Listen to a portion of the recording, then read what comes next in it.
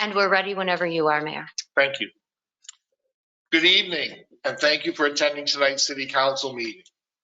For those who are attending remotely, the camera in council chambers is set up to show those attending in person tonight. The platform we are using has a raise hand feature. You will notice a picture of a hand in the upper right-hand corner. When you reach the point in the meeting where the public has the opportunity to address council, you can click that button to be given your opportunity to address council. Please stand for the Pledge of Allegiance. I pledge allegiance to the flag of the United States of America, to the republic for which it stands, one nation under God, indivisible, with liberty and justice for all. Kathy, would you call the roll, please? Mayor Tulley, Here. Councilor Selly, Here. Councilor Powers, Here. Councilor Scamperly, Here. Councilor Stevenson, Here. Councilor Trim, Councilor Weaver, Here. quorum present. Thank you. And for council's knowledge and for the public as well, Councilor Trim had a meeting, an appointment earlier this afternoon in Syracuse. She is working her way now to the council meeting. We expect to see her before the meeting ends tonight. Since the meeting agenda was published, a matter has come to our attention that results in the need for an executive session at this time. And for that reason, I introduced the following resolution. Whereas City Manager Father Cronus requests an executive session with members of the Augsburg City Council in executive session to discuss proposed, pending, or current litigation. And whereas New York State open meetings law permits City Council to adjourn to executive session for such purpose. Now therefore be it resolved that the City Council adjourn to executive session to discuss proposed, pending, or current litigation. And be it further resolved that any action resulting from this executive session shall be taken in open session. I so move. Second. Kathy, would you call the roll, please? Mayor Tulley, Yes. Councilor Selly, Yes. Councilor Powers, Yes. Councilor Scamperly, Yes. Councilor Stevenson, Yes. Councilor Weaver, Yes. approved. Thank you. And I note that we are inviting Director of Planning and Development Andrea Smith and Public Works Director Shane Brown to join council in executive session.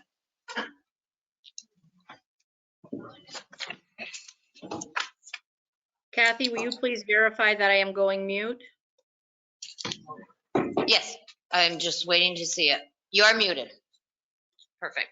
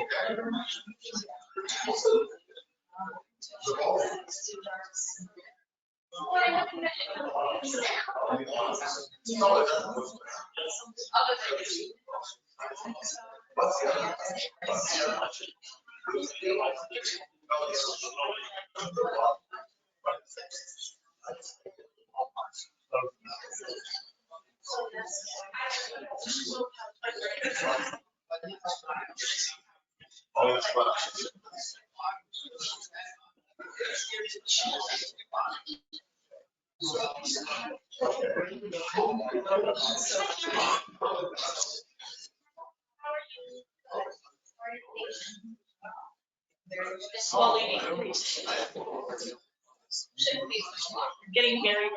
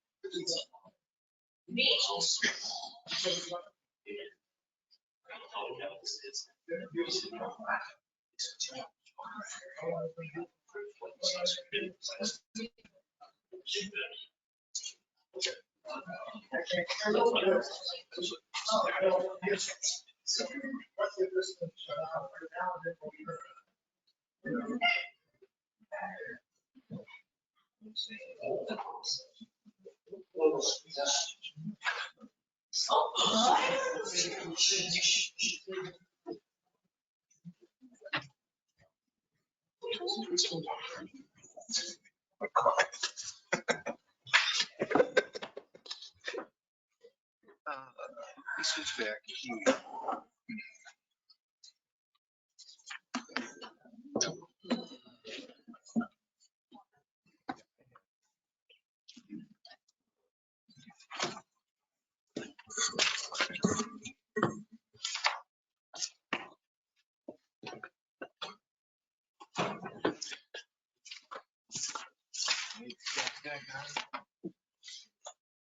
Okay, so let the record reflect that all members of council, all 6 of us are still present, and returning from executive session.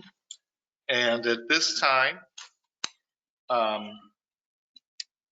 have one presentation this evening, and that is from Police Chief Mark Kearns to speak about current OPD staffing and a proposed incentive. Chief?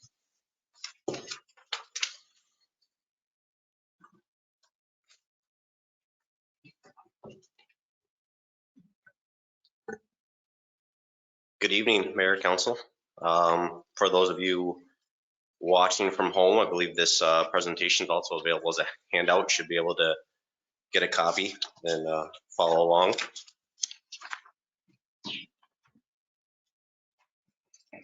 So as most people in this room know, since about 2019, we've been struggling with our staffing here at the Ogdensburg Police Department. And due to some recent events, that's taken a even more of a dramatic downward spiral. So we'll get into this, kind of explain where things are at currently and where we're hoping to go in the future, so we're not in the same position again. For the next slide, please. So the Ogdensburg Police Department in the 2024 fiscal year budget was budgeted for 21 sworn officers, and right now we have 5 unoccupied spots. So that is about a quarter of our workforce that is not filled. Those spots are, we have an SRO that's out injured. We have a patrolman who's out on a discipline matter. We just lost someone to a transfer to the sheriff's office. And I have a pending retirement that I'm expecting to retire any day now. And we have an open, unfilled position that's been unfilled throughout the entire fiscal year of 2024.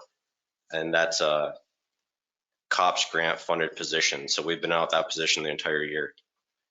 So because of this, if you can see on where it says night shift 1, that's going to be scheduled with only 2 officers. And that's a severe problem. That's going to be a challenge. Essentially, if we don't fill that void, that night shift may have to be cut in hours as a possibility. Those officers, with only having 2 on that shift, those officers are entitled to contractual time off. So if one takes the night off, I am not going to allow one officer to work the city streets alone. I will close down a shift before I'll let one officer work the city of Ogdensburg by himself. It's just completely unsafe. So that's just where we're at. My other option is to pull a detective, my one and only detective, and put him back on shift. But then who is left to work on our major crimes?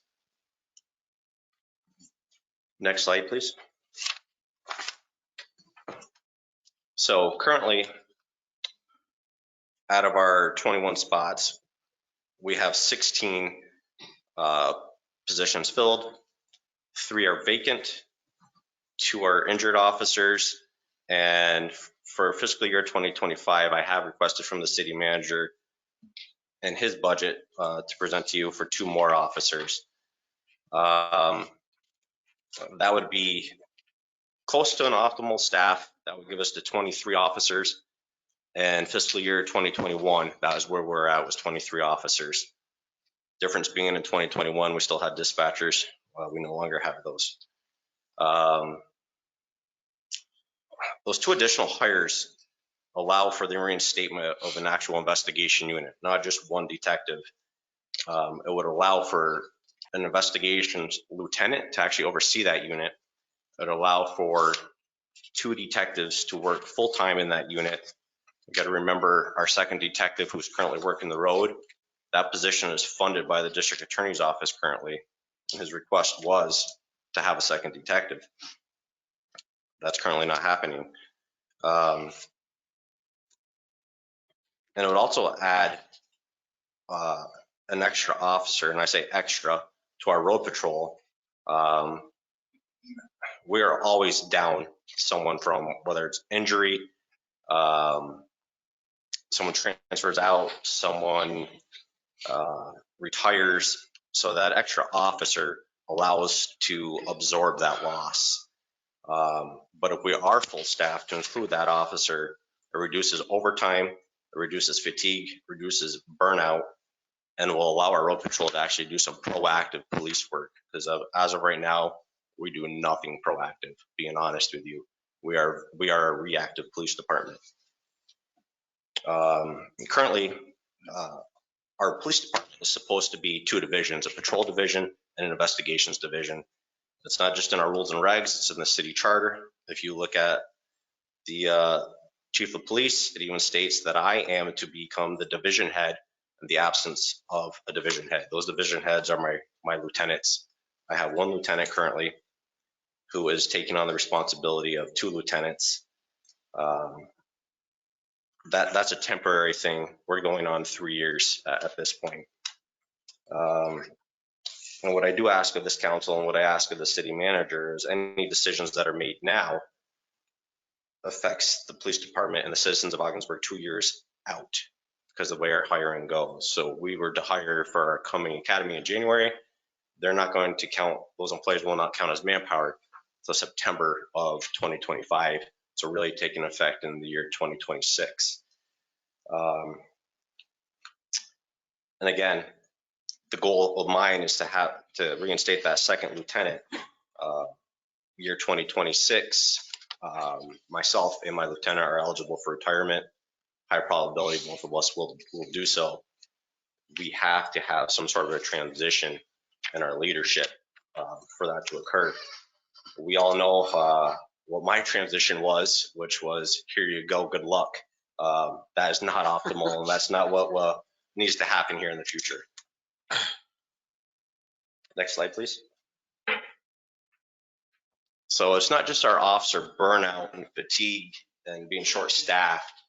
Our officers are handling a third of the crime in St. Lawrence County, just here out of the city of Ogdensburg.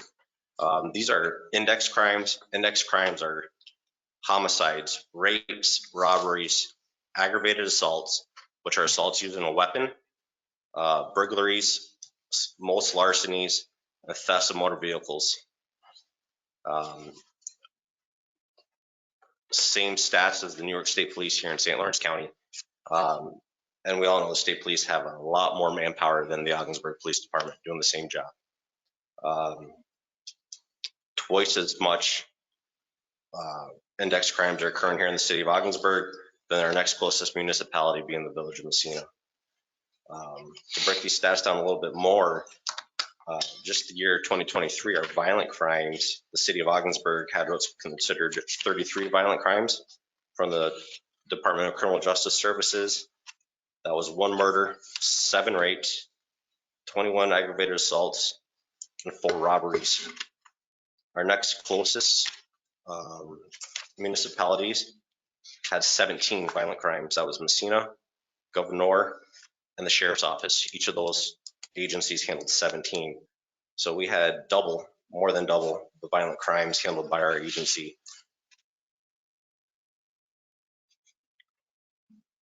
Next slide, please. So again, pretty clear per capita. Again, 39% more serious crimes per capita occur here than they do to our next closest municipality, again being the village of Messina. And to compare staffing of our police department to these police departments that are similar, handling similar in population, the village of Messina currently has 23 police officers, and that's what I'm asking to go to. And they have 4 dispatchers. So they actually have, you take administration staff out of there, they have 20 working officers. You take my administration staff out and you take my SROs out because they don't handle the amount of crimes my patrolmen do. I have 17 working officers to handle this amount of crime. Chief, can I ask you a question right now? Yes, sir. I know I'm interrupting you and I apologize. So I'm looking at these numbers. Has there been a serious increase since your loss of so many members on your force? In other words, I think what I'm asking is, do the criminals understand that you're low on manpower? Absolutely, they do. They're attracted to Ogdensburg, and this is 100% our informants tell us that Okay. the drug dealers laugh at us because they know we're not being proactive in the can't do it, narcotics right. world. right. They know that. And I remember when you gave your presentation to the community not too long ago, your detective, thank God, is trying to fight sex crimes. Yes, Going on here. that's basically all he's doing. The previous stats I gave you, the 33 violent felonies, the 1 murder, 7 rapes, 21 aggravated assaults, and 4 robberies. Our 1 detective, that's basically his caseload. Unbelievable. So for him to take on any proactive narcotics work, it's very little. I'm sorry to interrupt you. No, it's a great question. I just wanted to kind of I wanted everybody to have a picture of Right. what's happening here. This is crazy. Right. And the reality is, you bring up narcotics work, we are a member of several task force, but the 2 task force we're members of are one's local, one's federal, but it's the same members. And the reality is, like the sheriff's office has 1 member on it. We have 1 member on it. Village of Messina has a couple. It's not this giant workhorse who's working all the time. It's once one municipality has a crime, none of us are big enough to do it on our own. We call up and say, hey, can you help each other out? And we go and work on it. It's not like I can say, hey, drug task force can come into our city and do this narcotics work in our absence, because they're all doing their own municipalities, taking care of their own. So there isn't another resource to come in and take care of where we're lacking. It truly is on us. Next slide, please. So this you asked about crimes raising, Councilor Scamperly. Our crimes have pretty much been the same in the last 5 years, but our officers have gone down. So with that happening, our officers our current staff is handling 44% more crime now than they were in 2018, just due to staffing. And I would, stats are stats. That is budgeted officers. So we're always down officers due to injury or just not having filled positions. So I don't think it'd be a stretch to say that that's actually closer to 50%, to say that our workload's actually doubled since 2018. So that's just the number of crimes each officer has to handle. And that's not counting the workload that has occurred due to the discovery laws and bail reform that's occurred during the same time period. And I know I presented to this council and to the community already, just a simple, say, a larceny from Walmart, that's 3 hours of work just for one. And if an officer gets 2 or 3 of those on an evening shift, which happens, that's potentially 9 hours out of their 12-hour shift is just handling some complaints from a big box realtor. So what does this mean? It's less time patrolling. It's less proactive policing, which means less traffic stops. It's less public order enforcement, less enforcement of narcotics, and less community engagement. I hear it all the time from our public. I don't know any of your cops anymore. And it's sad and true, but we're not out in the community. We're not patrolling the streets. We're not in your neighborhoods. And this is why, because we're going from call to call, from crime to crime. And in between, we got to do the paperwork of that crime so we can go on to the next one. So next slide, please. So how do we overcome this? The simple fix would be let's hire some experienced police officers right now, and that's less lateral transfers. They're immediate help for our citizens. Their experience, they can come to work in just a short period of time, get familiar with our city, the way we do things, and they can hit the road running. Our average time on the job for our department is 4.7 years. That number is only that high because there's several of us that have 18 plus years on the job, but honestly, a handful of them, actually 6 of them, have less than 3 years on the job out of our 21 officers. So That's why we have an average of 4.7 years.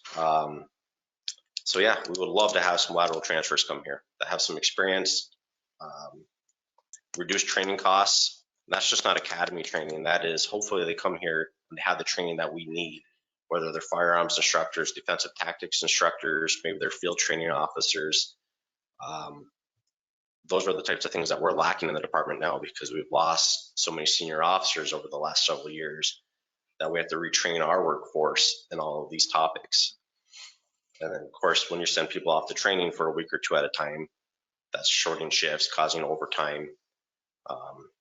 But we need that training. So hopefully we can get some officers with that training already. Long term, we need to be going to every job fair we can around the state and, sell our department. It's a great department. We got a great area to live in.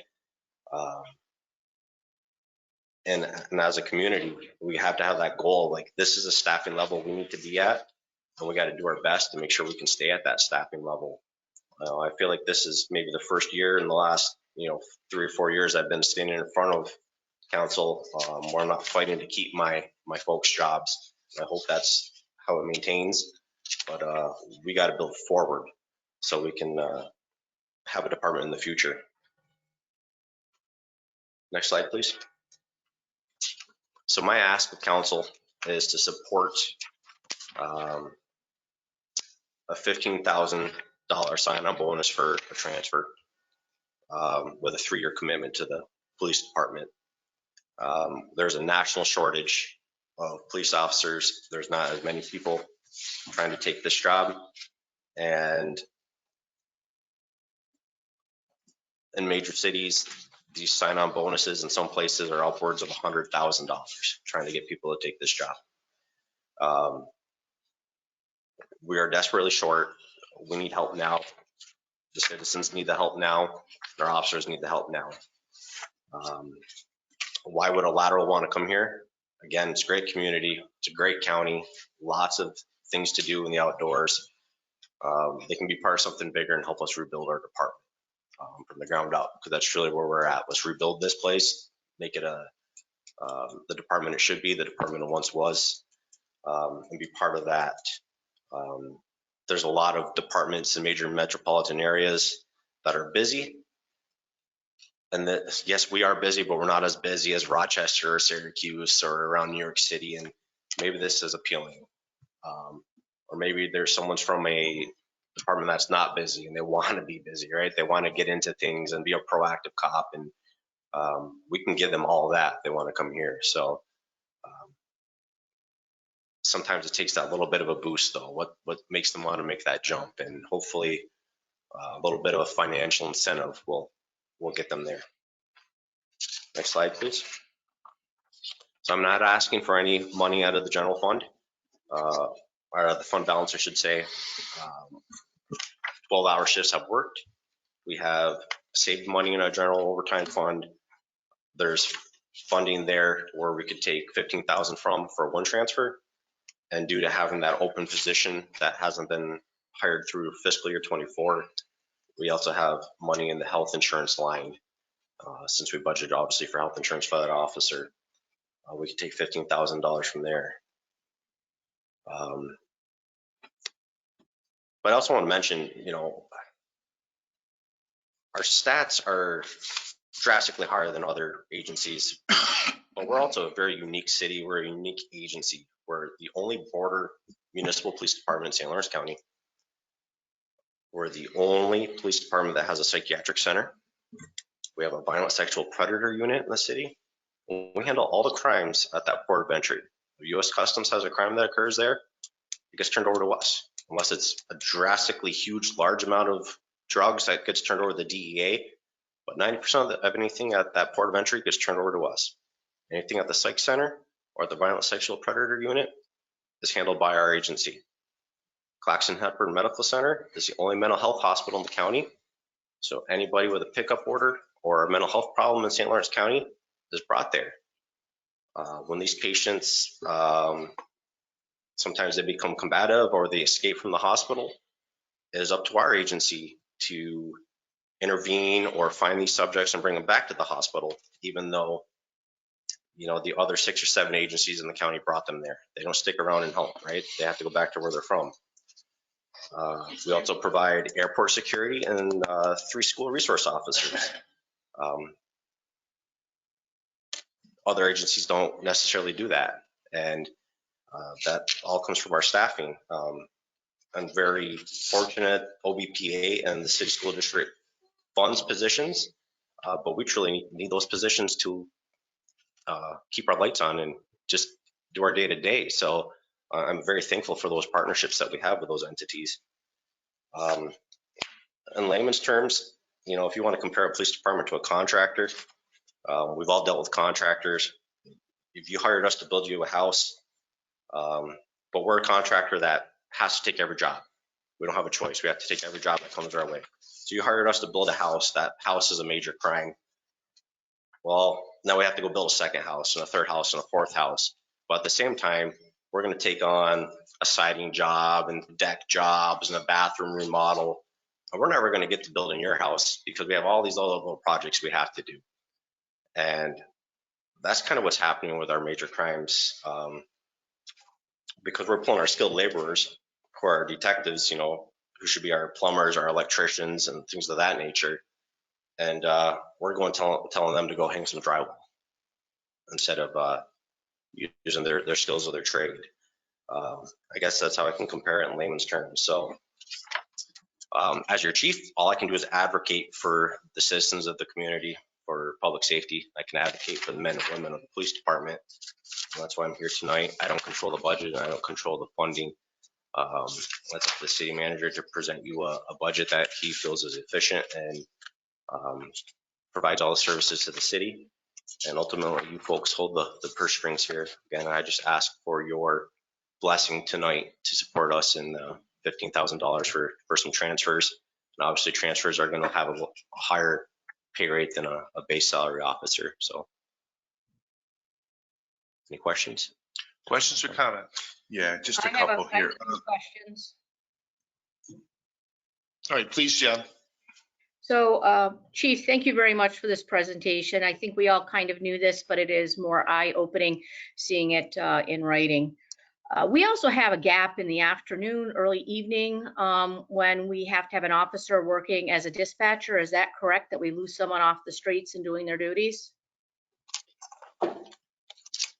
Yeah, you're breaking up a little bit, Councilor Stevenson, but what I think you're asking is that we have a gap in dispatch service in our afternoon shift, and we have a patrolman covering that. That is correct. Currently from 7 to 11 p.m. Currently, we don't have desk personnel provided by the city of Ogdensburg, and currently St. Lawrence County does not provide dispatch services for that 4-hour block. So we have a patrolman sitting the desk for that 4 hours, and the tune of about $28,000 to $30,000 in overtime a year to cover that 4 hours. City manager and I are working on several ideas to hopefully alleviate that for fiscal year 25. And also, the officers have also gone to 12-hour shifts to try to help alleviate overtime and to spread out the officers a little more than what we used to have with 8-hour shifts. Is that correct?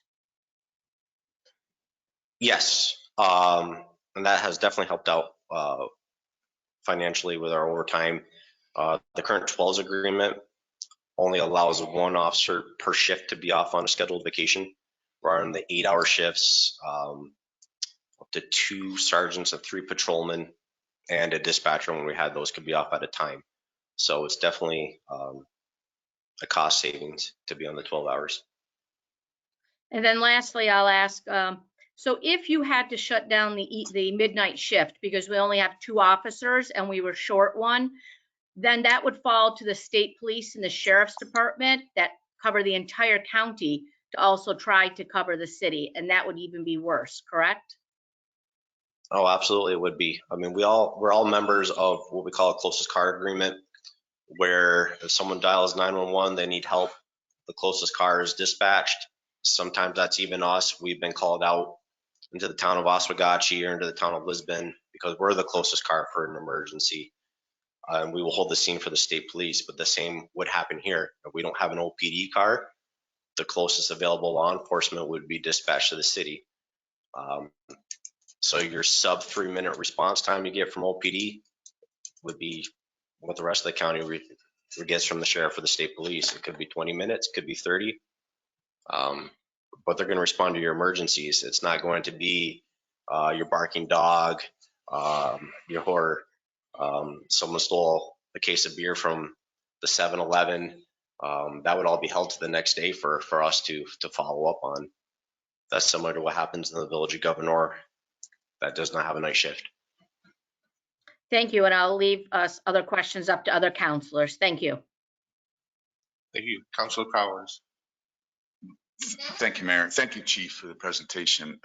Obviously, you and I have spoken many a time. You have my full support, and I appreciate this incentive aspect. You know, being the only city in the county and one of the more underpaid police departments in the county. You know, recognizing the financial constraints that we have, but for you and your men, more importantly, I tip my hat to all of you. Thank you for what you do. All right. As far as these incentives, you're looking for 3 potential lateral moves. Would you take? You'd probably take as many as you can get, right? But you're looking at entry patrol, correct? Not necessarily supervisor. So if a lieutenant, let's hypothetically say a lieutenant may have drug task force experience from CENA, hypothetically, right? Would that qualify? You know, because you'd be looking at different salary lines, obviously. Or would that lateral move, could you accept a supervisor? I don't know the answer to that. I don't know if you can transfer in rank. Right. So we're looking at patrol. We're looking at initial help and from the beginning. You know, recognizing the stats that you put out there, which continually grow by year. You know, with that being said, again, you've got, I fully support it, 1,000%. You know, and it's you know, Department of Corrections Community Supervision, you know, for many years had a starting salary, and after a year it went to a certain number because of their issues with recruitment. They jacked that considerably, you know, to make themselves more competitive. Didn't really help them because of the environment that they have to work in for the very things that you mentioned, discovery and bail laws and halt laws and certain aspects of them to be able to do their jobs. But you know, with that all aside, you know, I think an incentive is a good way to go. And you know, the more we can get here, the better, because it's obviously very much needed. And again, I tip my hat to many of you, to you and your men and women who are doing a very difficult job. And I know the mental stressors that can bear with that come with that, and the personal issues that come with that outside of the person in the uniform. So well done. Thank you for recognizing that. Chief, in my other position as a paramedic with a rescue squad, I work with your folks on a regular basis. They do a great job, but they definitely do need help. And I will do everything I can within our financial abilities to assist your department. Thank you. Absolutely. You guys been through a lot the last few years. This figure you came up with, I don't know how you got it, but maybe you can clarify that. And do the union support this as well? Yes, they do. Good, good. I know the fatigue and the burnout. Have we lost people because of that? I'm sure we have. That was the reason for our last transfer. Okay, right. I mean, the stats are in there. You can look at the workload of the agency. Who made a great bust the other day too. Good for him. Yeah. But, Yep. But it's too bad, you know, to lose. He's a good man, and Absolutely. I don't want to lose anymore. And I want to keep, and I want to get people in here. But I'm glad that they support this too. So. But to the council's Scampy's first question, how is 15,000 arrived at? So it's equal to, the police academy has a grant through the Department of Labor that essentially we'll be able to offer for new hires. So we just want to, which is that amount. So we want to be able to basically match that per transfer. Chief, is there any money for recruitment retention, such as a fire department safer grants for the police department? Just the COPS grant, and we received 2 positions for that. We won't be eligible for that or receive that grant, I don't think, for many, many more years. I think it was a fluke we got it, to be perfectly honest with you. Glad we did, but we still have one of those positions unfilled currently.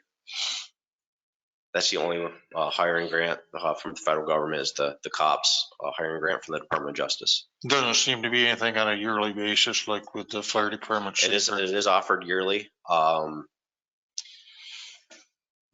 But again, it is very rare that an agency of our size receives it. I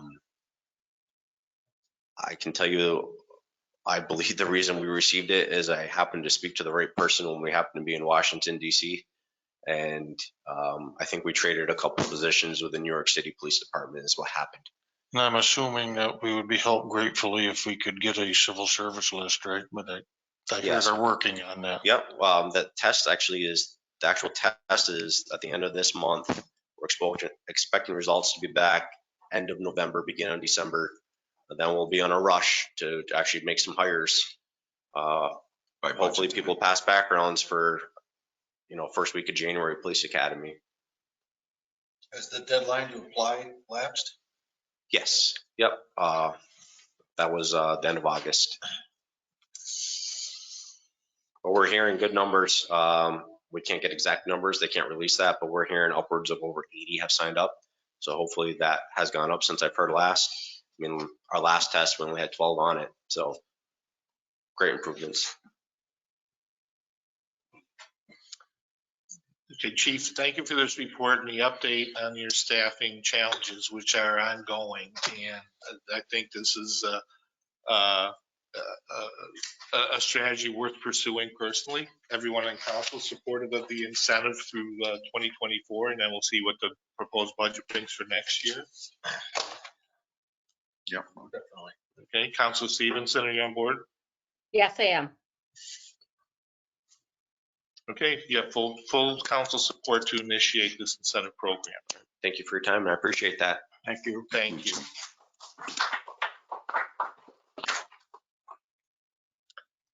We have one proclamation this evening.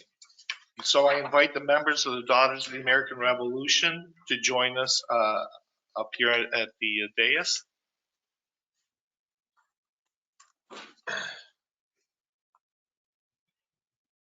And once they are with us, I will invite Regent Sally Hartman to speak to tonight's proclamation.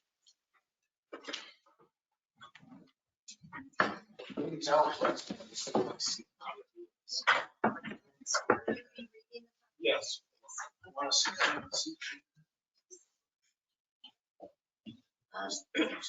Good evening. My name is Sally Hartman. I'm the regent of the Swakatzie chapter, National Society Daughters of the American Revolution. This chapter, Swakatzie, was founded right here in Ogdensburg in 1896, which is 6 years after the original DAR started in 1890. We've been coming here to council, I believe, since 1983. But the reason I'm here is to kind of focus on the U.S. Constitution. So our regent, our President General in 1955, wanted to focus on the Constitution and its importance. And she worked to create a week across the nation from September 17th to the 23rd that is the Constitution Week. So we are here to make a proclamation to support Constitution Week in the city of Ogdensburg. Congress adopted the resolution August 2nd, 1956. President Dwight D. Eisenhower signed the public law, which is called 915, to create the petition. So to give you a little background, I wanted to share that with you. And the petition was given to your mayor.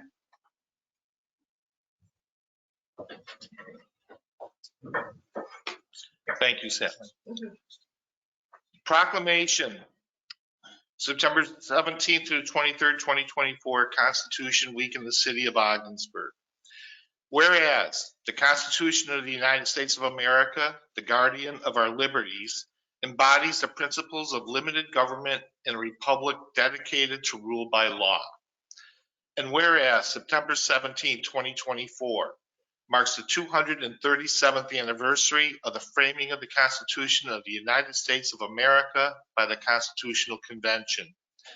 And whereas it is fitting and proper to accord official recognition to this magnificent document and its memorable anniversary, and to the patriotic celebrations which will commemorate.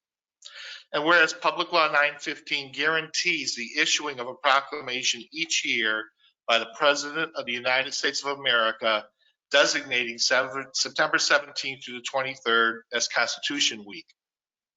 Now therefore, I, Michael J. Tooley, by virtue of the authority vested in me as mayor of the city of Ogdensburg, New York, do hereby proclaim the week of September 17th through 23 as Constitution Week, and ask our citizens to reaffirm the ideals the framers of the Constitution had in 1787 by vigilantly protecting the freedoms guaranteed to us through this guardian of our liberties. In witness whereof, I have hereunto set my hand and caused the seal of Ogdensburg to be affixed this 9th day of September of the year of our Lord 2024.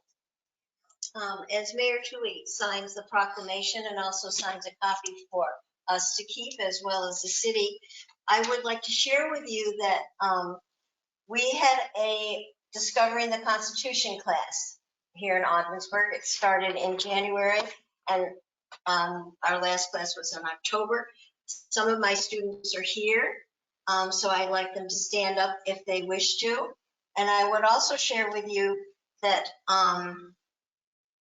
the people who did this class are Julie Madeline, city historian, instructor Susan Weidler, myself, Sally Hartman, and also another SWCATSI member, Linda Van Loo. So we've been working diligently all year long to study the Constitution. And the chapter would like to thank the mayor and the board for this opportunity to share a historical moment to focus on our Constitution.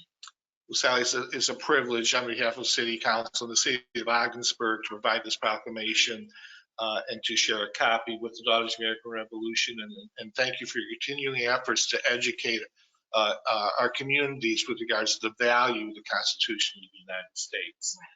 And privately, thank you for these packages, all right, for all of council. We certainly appreciate that, and it's very thoughtful. Okay, well, thank you very much. And we are going to continue, I think, with classes in the county and also to celebrate many events over our 250th celebration of our founding. Congratulations. Thank you very much.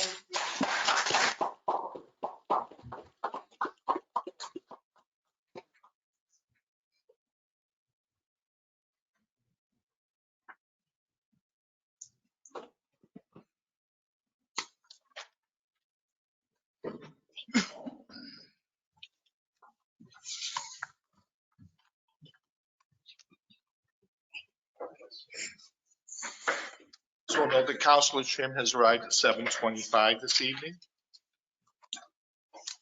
We do not have any public hearings tonight, so that brings us to personal appearance. At this time, if anyone attending in person would like to address council, please come down to the podium and you will have 5 minutes.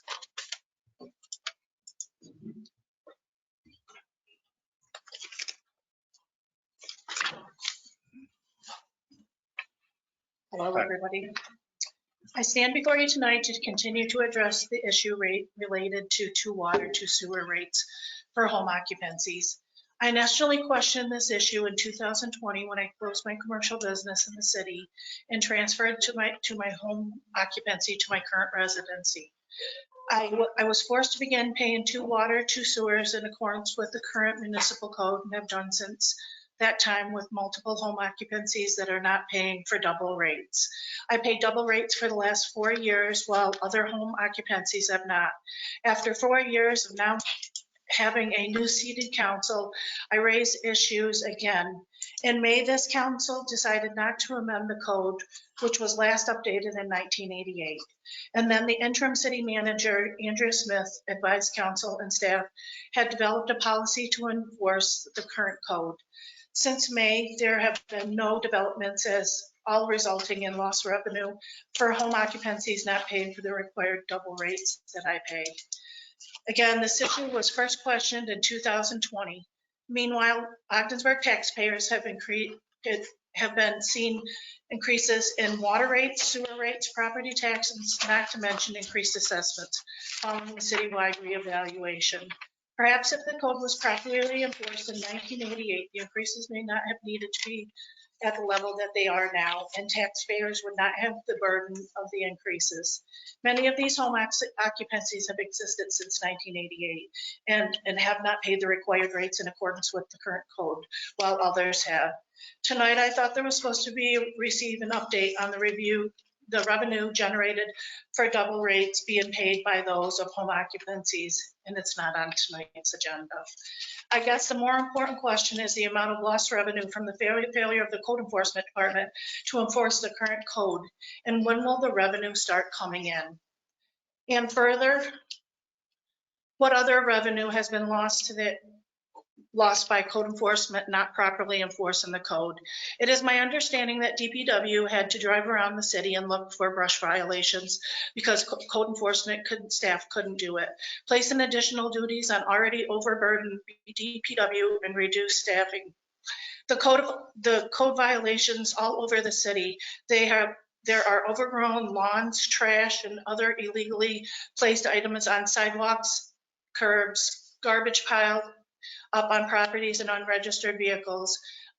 Again, all code violations. Where is the accountability for the code enforcement office?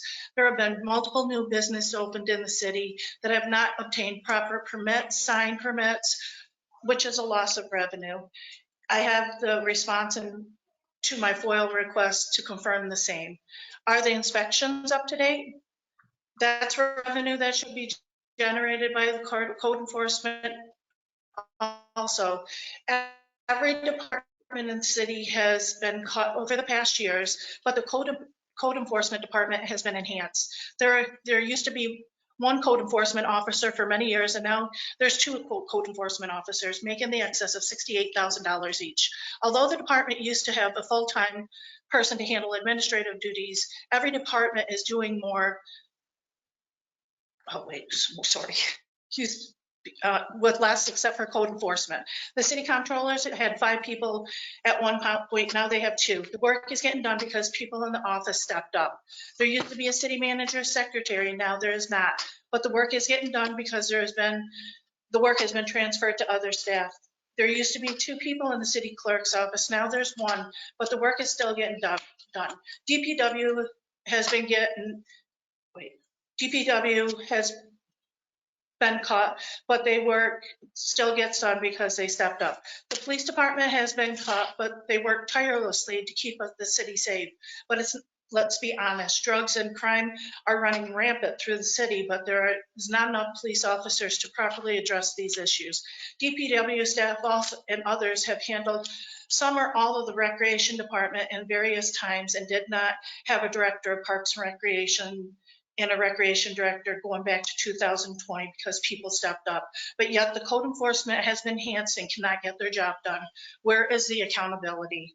Council, I challenge you to direct the city manager to hold the code enforcement officers accountable to enforce the municipal code of the city of Ogdensburg, generate the revenue budgeted to the department to justify salaries, maximize the revenue for water and sewer rates, stop forcing other people's staff to pick up slack and step up like the other departments have been doing for years to benefit all the citizens of Ogdensburg so everybody pays equitably. And every property owner can get the relief from these increasing water and sewer rates. I've handed a copy to the city clerk to be included in the minutes. Again, we have been paying this for 4 years, and I would like to request a meeting with the city manager to reduce our future water and sewer bills to one rate starting in November until a list can be compiled, home occupants are notified and proper rates are being charged. We feel we are being discriminated against by the city because we are the minority that are paying both rates. Thank you, William and Tanya Snyder. Thank you, Tom.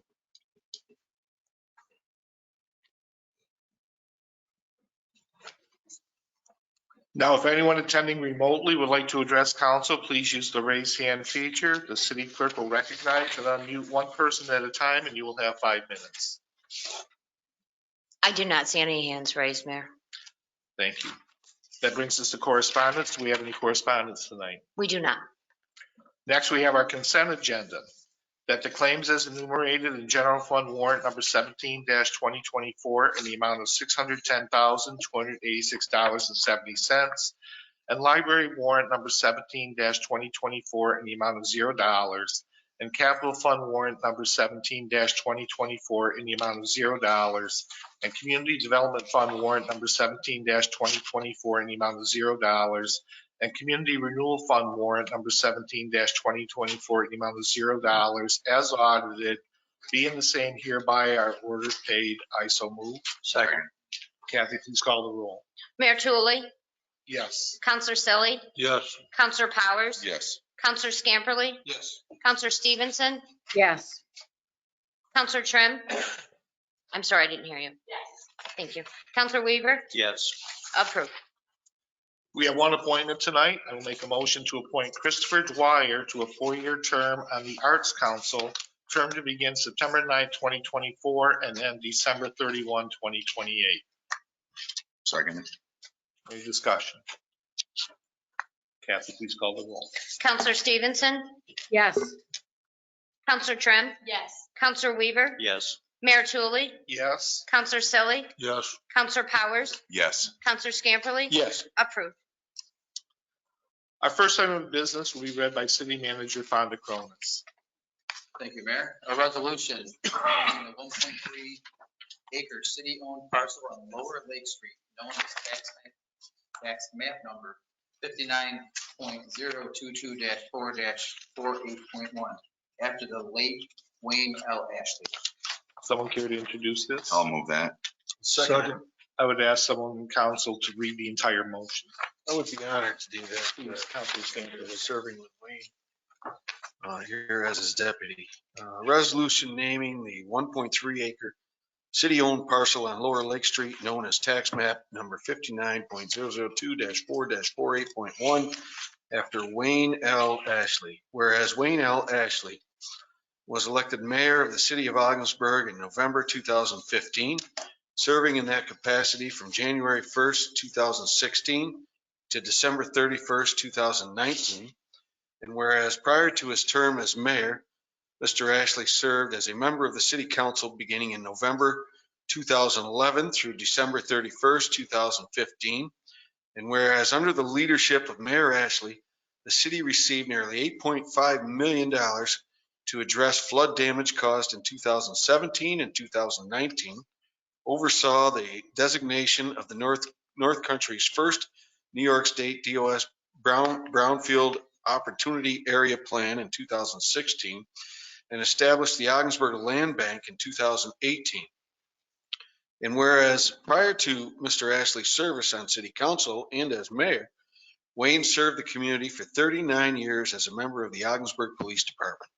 He also served as a co-chair of the Heart to Heart program, providing Christmas presents to children in need across St. Lawrence County with his lifelong friend and the late Charles E. Kelly. And whereas Mr. Ashley died on April 7th, 2024 at the age of 74, now therefore be it resolved that the Ogdensburg City Council hereby names the 1.3 acre city-owned parcel on Lower Lake Street known as tax map number 59.022-48.1 as the Wayne L. Ashley Park in his honor. I so move. It's been moved and seconded. Any discussion? I just want to say it was a pleasure not only serving with Wayne here, but knowing Wayne. He became a friend, and he was a strong player in this community. We can never have enough Wayne L. Ashleys in the city of Ogdensburg. Well said, Dan. Yes, thank you. Kathy, please call the roll. Counselor Trim? Yes. Counselor Weaver? Yes. Mayor Tulley? Yes. Counselor Selly? Proudly, yes. Counselor Powers? Yes. Counselor Scamperly? Yes. Counselor Stevenson? Yes. Approved. Our next item of business will be read by Police Chief Mark Kearns. The resolution calling for a public hearing on amend section 149 of the Ogdensburg Municipal Code entitled Parks. Someone care to introduce this? I'll move that. I'll second it. Any discussion? And just a quick comment, this is establishing a public hearing for 2 weeks from now for the modifications being recommended, which just very quickly speak to reducing the hours of operation in city parks from 5 to 11, 5 a.m. to 11 p.m., changing it to 10 p.m. Adding a restriction that no overnight sleep will be permitted on municipal property. That the chief of police or the city manager will be added, as well as the director of Parks and Recreation may prohibit canines on city property during scheduled municipal events. Municipal arena, again, the hours ending at 10 p.m., currently 11 p.m. And that now, besides water skiing, towing an inflatable device with passengers, commonly known as tubing, within 100 feet of the marina or municipal dock is prohibited. So those are the changes that have been recommended to the modification of section 149. And again, the public hearing will be in 2 weeks. Kathy, please call the roll. Counselor Weaver? Yes. Mayor Tulley? Yes. Counselor Selly? Yes. Counselor Powers? Yes. Counselor Scamperly? Yes. Counselor Stevenson? Yes. Counselor Trim? Yes. Approved. Our next item of business will be read by City Manager Fonda Cronus. A resolution authorizing the city manager to enter into a contract for labor relations and labor legal consulting services. Someone care to introduce this? I'll move that. I'll second it. Moved and seconded. Fonda, can you give us a summary of the request? Certainly can. I think everybody on council knows the city does not have a dedicated HR department. As a matter of fact, the city manager is designated the personnel officer. Many of the city's HR and civil service related issues that are faced currently by the city are certainly beyond my expertise. I'm asking for this contract for 4 reasons. Number one is we need to streamline our legal services first and foremost. Number 2, we need to be more efficient in the way we address our HR issues. Number 3, we need to give our department heads a dedicated resource to help them walk through these complicated HR and civil service issues. And number 4, we need to speed up our overall processes when it comes to HR policies and practice. We are already spending most of this money on legal attorneys. My proposal really shifts these funds into being more proactive in providing HR services and having HR services. I do believe this will help city staff, city management, and our employees as well. And maybe most importantly, this gives department heads a tool to support our employees as we all navigate what is a very complicated civil service process. This firm certainly will help us in negotiations when necessary. But the primary focus is really to use them to help us navigate all of these complicated issues as they arise. Our departments spend an inordinate amount of time, as do I, on human resource and civil service issues. And we need an expert to help us guide this so that we can both be more effective and be more efficient. Thank you, Fonda. Any questions or comments? I actually You have know- a question. Let Jen go first. Thank you, Dan. Please, Council. I'm just reading here that one of them is grievances filed against an employer. Would that be such as a workplace violence grievance that was filed? So it would take it out of anyone that's in City Hall and could have direct relationship with that? Would it be an independent review? No, when it says grievance, it means the official grievance process that would go through any union process. So what would happen with workplace violence complaints if we had any? Certainly what would happen is we would utilize this firm, but we would do that outside of the contract parameters and pay them a per hour workforce payment. Thank Jen, you. I think, Counselor Stevenson, I think maybe that might fall under Counselor Power's suggestion last week that we come up with an ethics committee. And my addition to that we need to develop a grievance process in-house that assures that people who are being accused are not deciding their own fate. And just to follow up on Council Silly's comments, I have pulled some information today that I'll be forwarding to council that relates to the current code of ethics for the city of Ogdensburg, as well as the current code of ethics for the city of Watertown, which includes an ethics board, as well as information from, I forget which state it is, the controller's office or the attorney general, but anyway, the state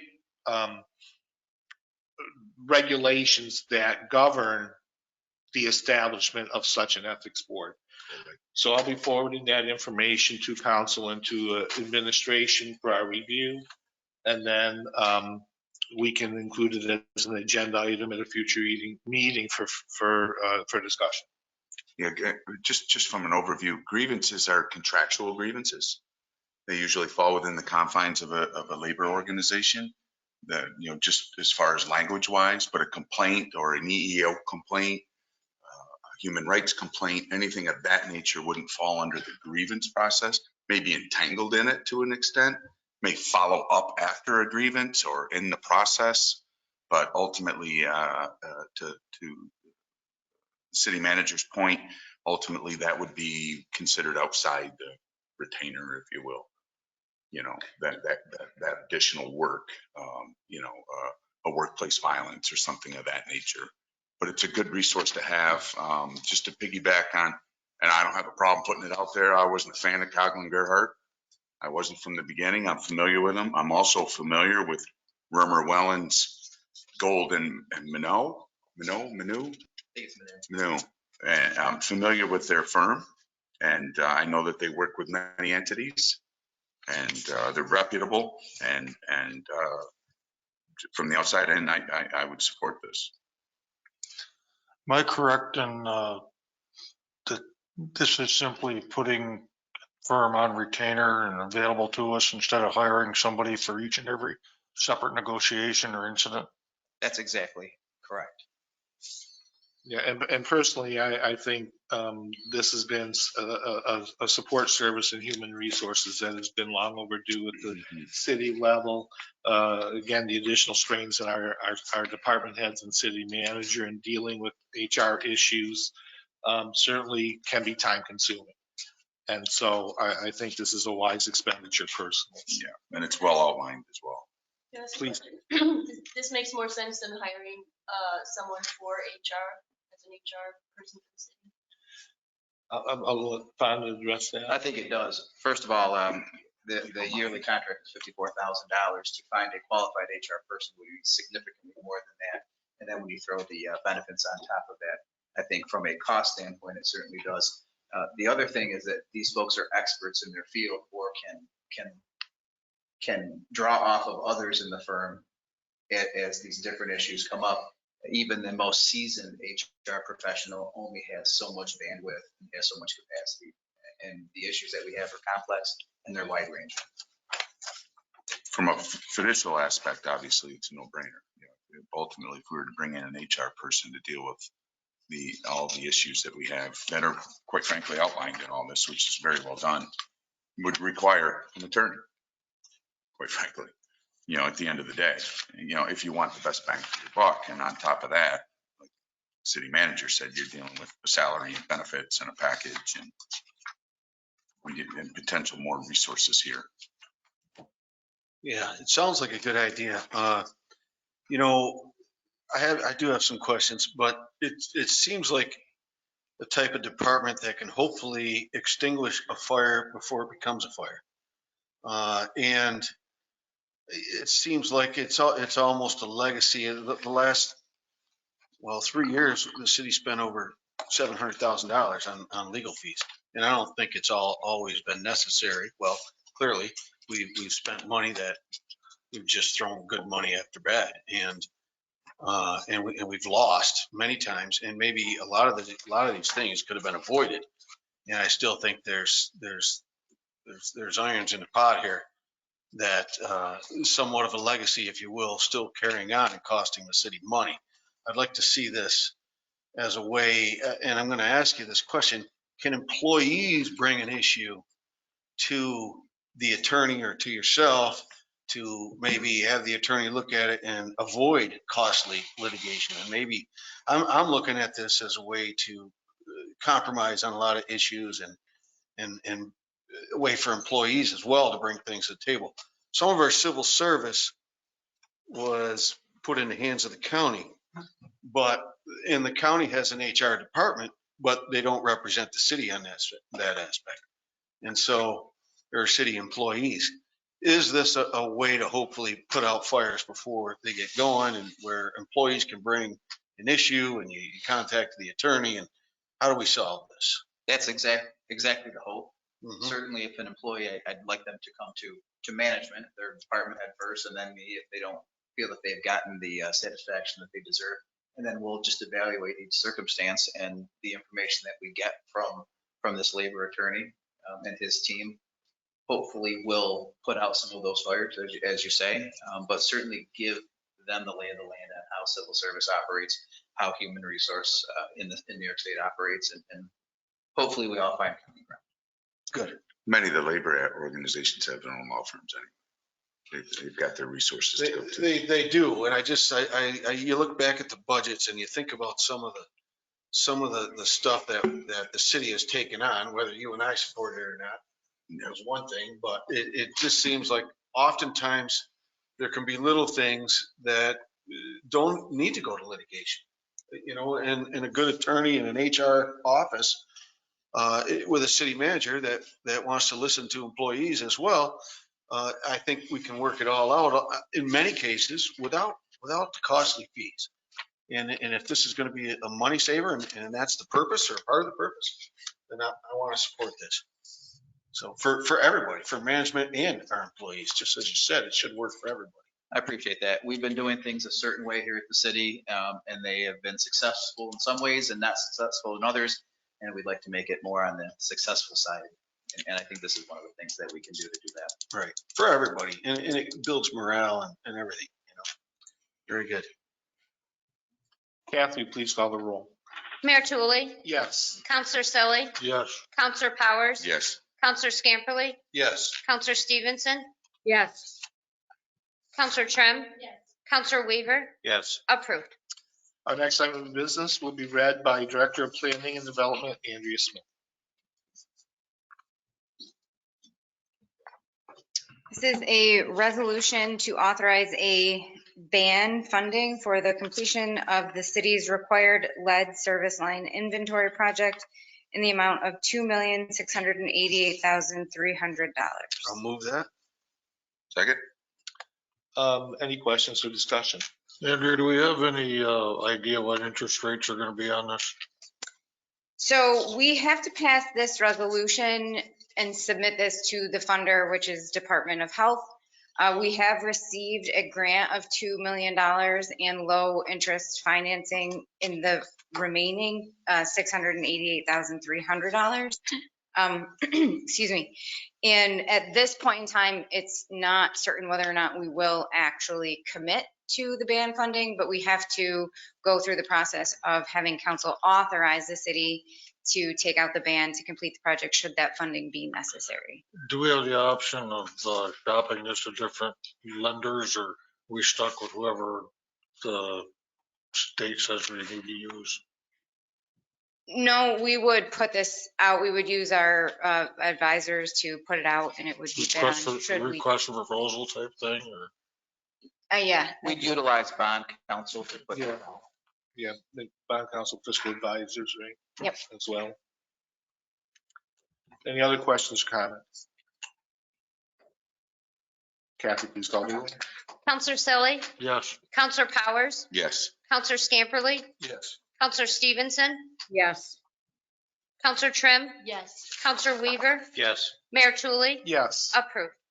Our next item of business we read by Public Works Director Shane Brown. A resolution authorizing the Public Works Director to trade in equipment with the purchase of a new equipment for the Department of Public Works. I'll move that. Second. Shane, can you just give us an overview of what's going on here? Now we're going to trade in our 2015 Vector truck for a new 2024 Vector truck. Some money's going to come from multiple places. This would be a $70,000 trade-in for our truck. We're going to use about $370,000 worth of CHIPS money, and the rest will come out of portion 40% from water, 40% from sewer, and 20% from general fund. Thank you. Any questions or comments? Shane, what type of delivery time are we looking at? So actually, the truck is sitting in the parking lot with our name on it. Just waiting for Not- your approval. Not like the fire truck, or it's gonna be a year. We and a half to got, get yeah, one. we got lucky and they had one coming in, so they, Had our name on it. it's on hold. So hopefully, if this passes tonight, we can see it within a couple weeks. Out of the CHIPS money, is there any compromise for next year's, any paving or anything that? No, this is just going to use up That is in our, dire need, in your opinion, in the city? no, for next I summer? think we're just as you can use up our rollover from previous year and what we had left this year. So we'll hopefully get the state and government will keep us where we're at, and that should keep us moving forward pretty good. Good. With that, Kathy, please call the roll. Counselor Powers, Yes. Counselor Scamperly, Yes. Counselor Stevenson, Yes. Counselor Trim, Yes. Counselor Weaver, Yes. Mayor Tulley, Yes. Counselor Selly, Yes. approved. Thank you. Our next item of business will be read by City Controller Angela Gray. Actually, I'm going to pinch it Oh. for Angela. She's not feeling well today, although I do think she's listening. She's on. Oh, She's you want on. to take it, Andrew, or you want me to do it? No, I can do it. That's okay. Thank you, though. This is a resolution authorizing the city manager to modify the general fund budget for revenue related to the trade-in of a 2015 Vector truck and to reallocate unexpended CHIPS money and other unexpended allocations necessary to purchase a new Vector truck. Someone care to introduce this? I'll move it. We have a second. Any questions or comments? Kathy, please call the roll. Counselor Scamperly, Yes. Counselor Stevenson, Yes. Counselor Trim, Yes. Counselor Weaver, Yes. Mayor Tulley, Yes. Counselor Selly, Yes. Counselor Powers, Yes. approved. Our next item of business will be read by Director of Planning and Development Andrea Smith.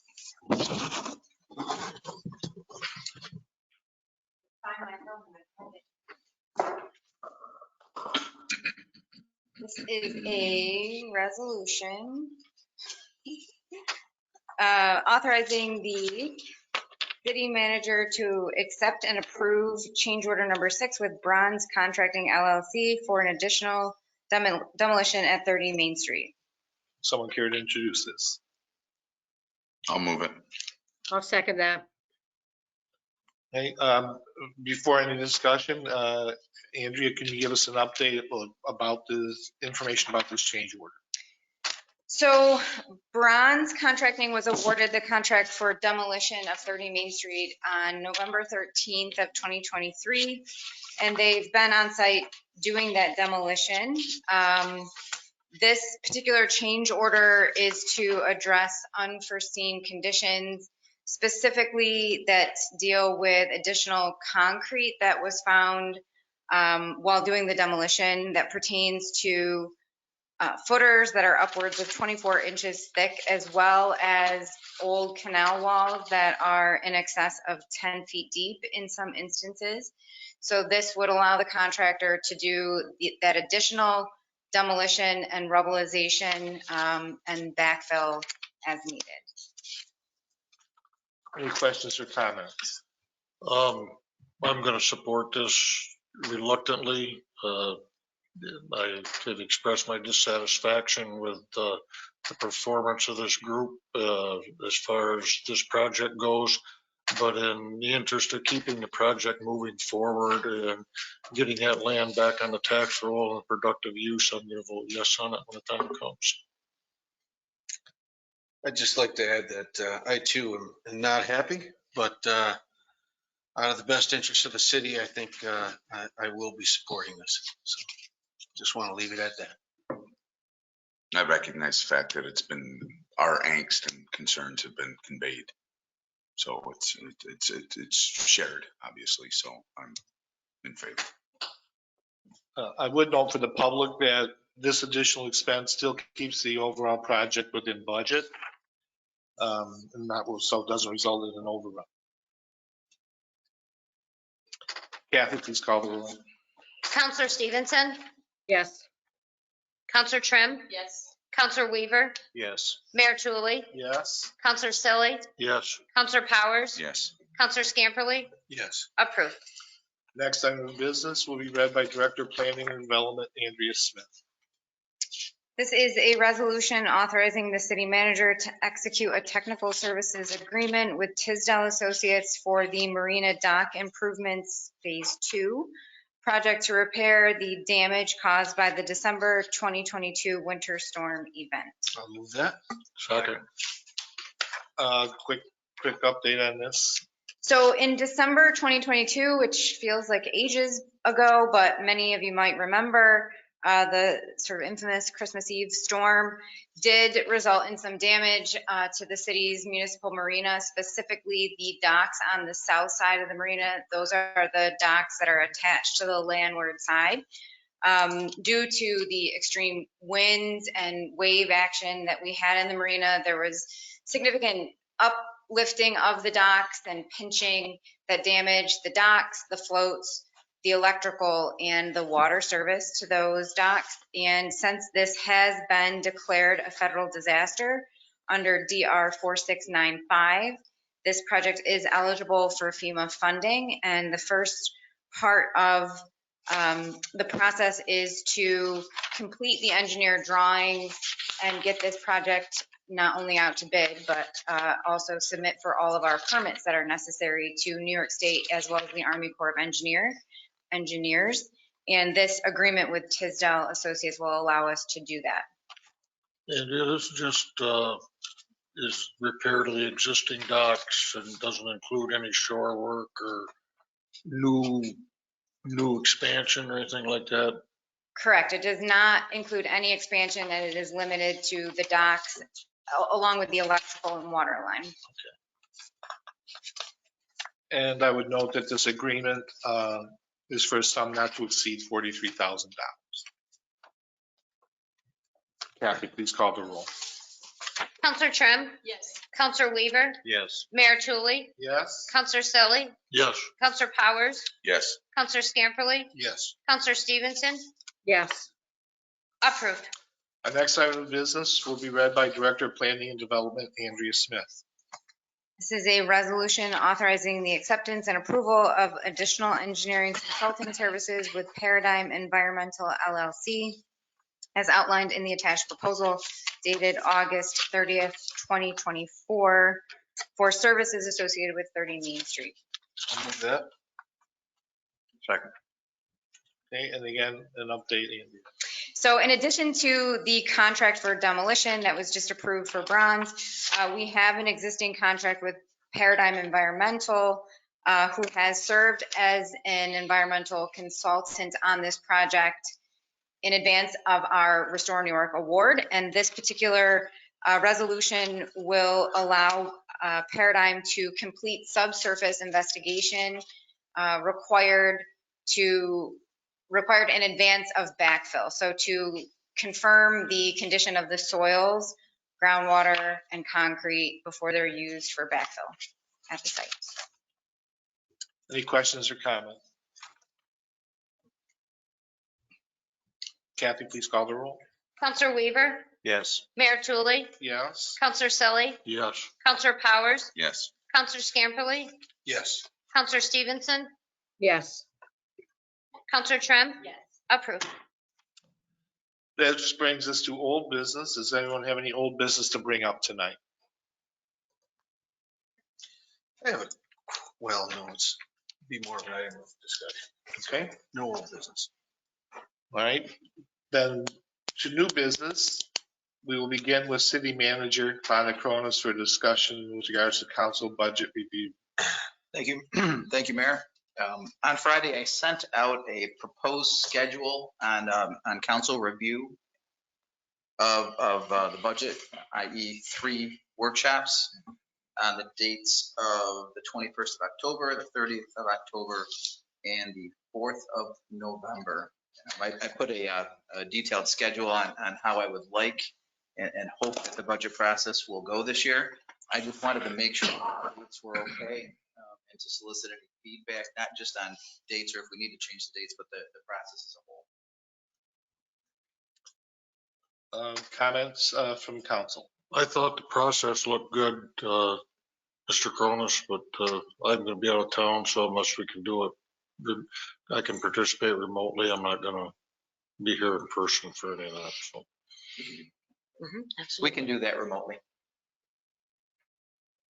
And it's possible I may be in the same situation, out of town the last week of October. I can't give a confirmed date yet.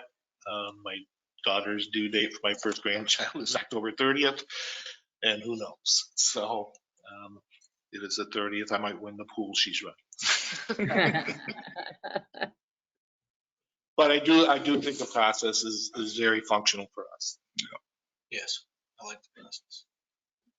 Okay, we'll move along with those dates and we'll do remote access for that as well. Good, thank you. Thank you.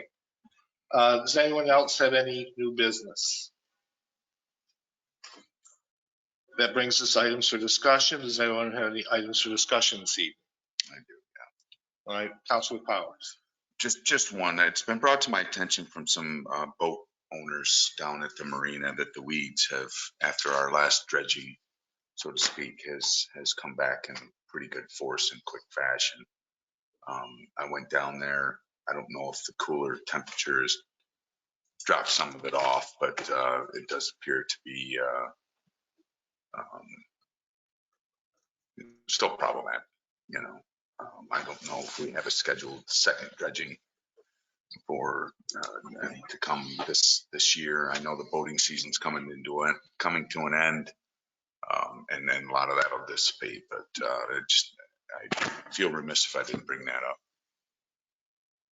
We do not have a second cutting, but it's certainly something we've discussed as a management team, and it could be an item for discussion in the budget for 2025. Thank you. So I have Councilor Scamperly? I'm going to hold off on my, thank you. Okay. Mayor Tully, I've fielded several complaints from citizens and not much we can do about it. Our police department's overworked, but I'd just like to ask the citizens of Ogdensburg to please try not to park your vehicles on the sidewalks. I have several elderly people who have complained about having to walk out into the roadway every time they get to somebody's car or truck is parked on the sidewalk. And it would be greatly appreciated if you could show a little respect for everybody else. Call us for it, take it. I have a couple of items. First, in response to the comments today from Mrs. Snyder, it was my recollection from the last meeting that the city manager is going to be meeting with staff mid-September to talk about the 2 water sewer rate households, to review the recommendation made to us back in May, to provide us with requested information with regards to primarily questions with regards to revenue, and that there will be a presentation to council with that updated information at the second meeting in September, at which time we can resume a discussion about that topic. So that was the planned timeline, I believe, from the last meeting, and that's how we will be proceeding. Next, I want to read portions of a letter that I received on August 30th from the State Department of Taxation and Finance that says your municipality has met the requirements for cyclical reassessment on your 2023 assessment roll. By your successful completion of these requirements, the taxpayers in your community are receiving the benefits of equitable assessments that reflect current market value. And since we met those requirements, the state has issued us a state aid in the amount of $18,964.88. And they further note that the 2023 reappraisal for which this payment is being provided is part of a multi-year plan that was submitted by your municipality. The plan includes conducting a reappraisal in the first and last year at 100% of market value and meeting the standards set for quality assessment administration. In order to continue to be eligible to receive this aid, your municipality must continue to comply with the plan filed for aid for cyclical reassessment. So we certainly appreciate the efforts of staff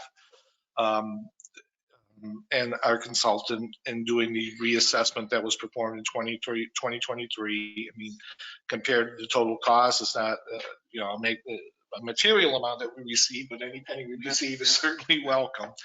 And then I'm sure staff will stay on top of this to make sure we remain eligible for this aid in future years as we deal with reassessment. So just want to let the public know that we did get a little bit of money from the state for that. And then I'm asking Fonda to just make some comments about his decision last week in the direction he's given to address the sewer odor problem in the city. Certainly, Mayor. Thank you for the opportunity. A couple of Fridays back, it was brought to my attention that the odor from the wastewater treatment plant had I guess we'll say, ripened more than usual. And at that point in time, I did consult with the management team, and we decided to move forward on part of the remediation plan. That part is installing a valve, bypass valve, that would allow the flows from the village of Hubleton to, instead of flowing into the tank to be processed, to go through the valve. The valve would redirect that right into the wastewater treatment plant and mix with our own wastewater stream. So that we're trying, in effect, to bypass the potential storage and send during dry times, not during wet times. Obviously, that's a different ballgame. But during dry times, to process that flow as immediately as it possibly can. That is one of 2 or 3 remedial steps that is in the works and planned. But at that point in time, I think council probably had enough. I certainly had enough, and I know city residents had enough of the odor. So we were moving forward to install that valve. As of yet, we're still waiting for parts and equipment to be here, but we do have a commitment from the contractor. As soon as everything is on board and as soon as DEC says we can go ahead and put in that valve, we will do so. Plant construction time is only a few days once they get rolling. And we think that coupled with the cooler weather that is coming over the next few weeks, hopefully will mitigate the odor problem. Does that come with is there a need for, when you install the valve for DPW or the contractor, to monitor the inflow of Hubleton's waste? Or is it already been monitored by wherever we have it? We have the monitors in place already. We certainly have the capacity to take that, and that's why during dry times, it just makes sense to process it right away, as opposed to storing it and then having it moment by moment. During wet weather events, the valve will go in the other direction. And Shane, you're here, so if I misspeak, please correct me. I'm no expert on this stuff. But during wet weather events, obviously the valve will have to go in the other direction. We'll have to store. Does it seem that the odor is arising from the storage of the waste from Hubleton Cheese Plant, or is it a byproduct of the actual processing? I think it's both. Well, okay, anyone else? Right, that brings us to citizen participation. At this time, if anyone attending in person would like to address council, please come down to the podium and you'll have 2 minutes. Now, if anyone attending remotely would like to address council, please use the raise hand feature. The city clerk will recognize and unmute one person at a time, and you'll have 2 minutes. The first individual is registered as Wendy Hamilton, and I will unmute that individual now. It appears your line is open. Good evening. First, I just want to applaud all the work that you've done tonight. It's been a long, full agenda, and you've worked through it very nicely, so thank you for that. I'm also delighted to hear Mr. Cronus's proposal for HR assistance for the city. As a career HR professional, I know the value of that assistance, and I think that you will see a lot of return for that money. I'm also wondering, when I was listening to the police chief's presentation about, the benefits of moving here for these recruits possibly to transfer, our school district is ACE. It's number one, and I think we forget that that is, a perk of moving here. So it made me think, do we have some sort of, marketing brochure or something that we have compiled to be able to, give out at these fairs, recruiting fairs, to give to potential employers, etc. And I think, the school district should be listed as at the top of that list.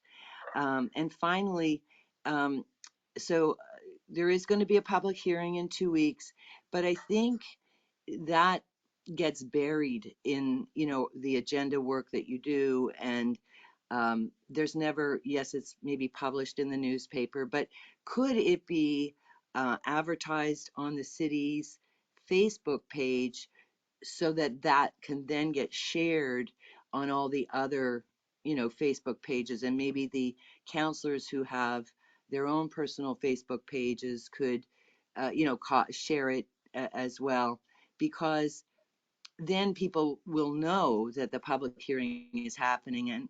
And this one is important because we need to know how the new park regulations will be enforced when we have such low police staffing. So, it's an important public hearing. And that's all I have to say. And thank you and for all your hard work. Thank you, Wendy. I do not see any other hands raised, Mayor. Okay, I will introduce a resolution to adjourn to executive session. I'll move that. Whereas City Manager Fonda Cronus requests an executive session with members of the Ogdensburg City Council to discuss matters leading to the appointment, employment, promotion, demotion, discipline, suspension, dismissal, or removal of a particular person or corporation. And whereas New York State Open Meetings Law permits City Council to adjourn to executive session for such purpose, now therefore be it resolved that City Council adjourn to executive session to discuss matters leading to the appointment, employment, promotion, demotion, discipline, suspension, dismissal, or removal of a particular person or corporation. And be it further resolved that any action resulting from this executive session shall be taken in open session. I so move. I'll second. Kathy, please call the roll. Mayor Tulley, Yes. Counselor Selly, Yes. Counselor Powers, Yes. Counselor Scamperly, Yes. Counselor Stevenson, Yes. Counselor Trim, Yes. Counselor Weaver, Yes. approved.